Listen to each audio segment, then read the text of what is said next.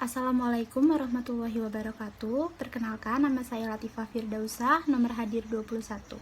Kali ini saya akan memaparkan tentang latar belakang dari penelitian kami. Yang pertama, definisi dari komunikasi. Komunikasi merupakan proses penyampaian pesan dari komunikator kepada komunikan. Komunikasi secara luas diartikan sebagai berbagi pengalaman antara semua manusia. Komunikasi dikatakan efektif apabila pesan yang dimaksud oleh komunikator berhubungan erat dan ditanggapi oleh penerima pesan atau komunikan. Sedangkan organisasi merupakan perpaduan dari beberapa anggota yang saling berkaitan serta memiliki tujuan yang sama, menurut Rahmi Yuliana tahun 2012. Komunikasi dalam organisasi memiliki peranan yang sangat penting agar tidak terjadi miskomunikasi dalam organisasi, serta komunikasi yang efektif dalam organisasi dapat membentuk pemahaman antar anggota organisasi. Berikutnya, dalam buku Komunikasi Organisasi dikatakan bahwa dalam organisasi terdapat arah aliran informasi, di antaranya yang pertama ada komunikasi ke bawah, yaitu informasi yang bergerak dari suatu jabatan yang lebih rendah kepada orang yang otoritasnya lebih tinggi. Yang kedua ada komunikasi ke atas, yaitu informasi yang bergerak di antara orang dan jabatan yang sama tingkat otoritasnya. Yang ketiga ada komunikasi horizontal, yaitu informasi yang bergerak di antara orang dan jabatan yang tidak menjadi atasan atau bawahan dan menempati fungsional yang berbeda. Assalamualaikum warahmatullahi wabarakatuh. Perkenalkan, nama saya Dinda Nabila Zahra dengan nomor hadir 9.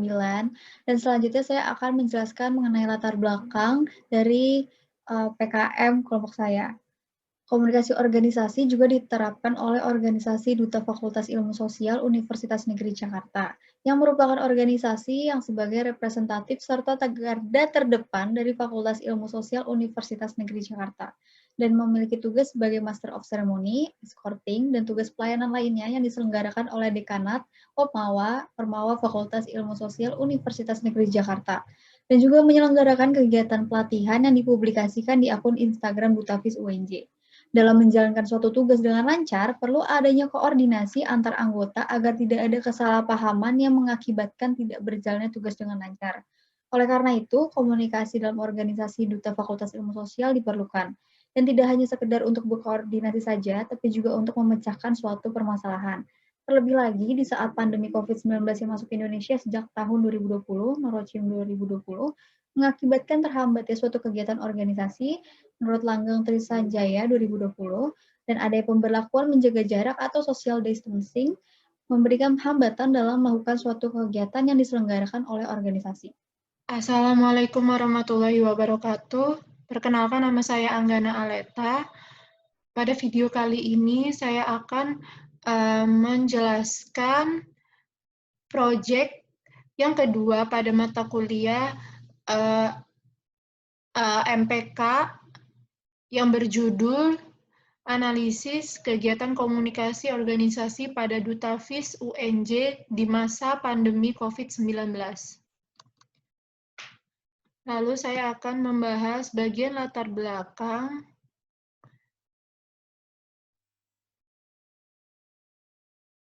yaitu membahas pandemi.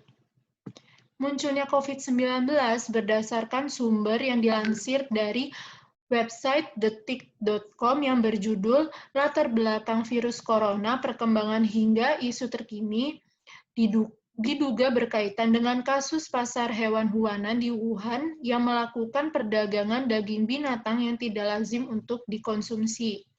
Sehingga binatang tersebut diduga menjadi penyebab munculnya virus corona. Berdasarkan pernyataan WHO mengenai akibat dari perkembangan COVID-19, terjadinya krisis yang berdampak buruk bagi masyarakat. Dampak yang dirasakan juga terjadi pada banyak bidang, namun banyaknya informasi yang simpang siur, bahkan banyak informasi yang tidak mengarah ke informasi yang jelas, membuat masyarakat merasa bingung, sehingga banyaknya opini-opini yang belum tentu benar. Kasus tersebut termasuk pada kesalahpahaman masyarakat dalam menerima informasi. Hal tersebut juga dapat berdampak pada alur komunikasi organisasi jika tidak dijaga hubungan komunikasi dengan baik antar anggota. Nama saya Tasyanda Firdausi, nomor hadir 39. Akan menjelaskan bagian rumusan masalah, tujuan penelitian, dan manfaat penelitian. Yang pertama, rumusan masalah. Rumusan masalah pada penelitian ini adalah bagaimana kegiatan komunikasi organisasi pada Duta FIS UNJ di masa pandemi COVID-19. Tujuan penelitian ini bertujuan untuk mengetahui kegiatan komunikasi organisasi pada Duta FIS UNJ di masa pandemi COVID-19. Dan manfaat penelitian ini ada dua, yaitu yang pertama, manfaat teoritis. Hasil penelitian diharapkan dapat memberikan sumbangan pemikiran di bidang komunikasi, khususnya komunikasi organisasi. Dan untuk manfaat yang kedua yaitu manfaat praktis, hasil penelitian diharapkan dapat memberikan pengetahuan baru mengenai komunikasi organisasi di masa pandemi COVID-19 dan dapat bermanfaat bagi pihak yang membutuhkan. Sekian, kurang lebihnya mohon maaf. Wassalamualaikum warahmatullahi wabarakatuh.